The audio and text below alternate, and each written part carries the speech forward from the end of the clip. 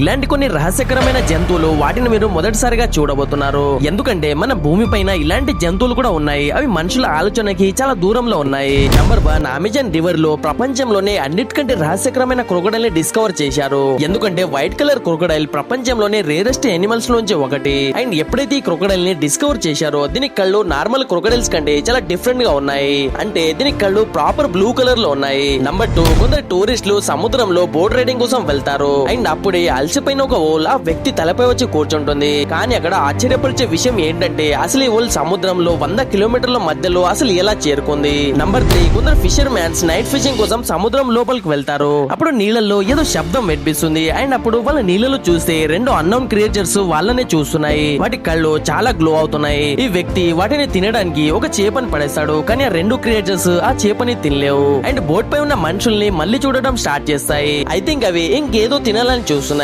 మరి ఇది ఏమై ఉంటుందో కామెంట్ లో చెప్పండి.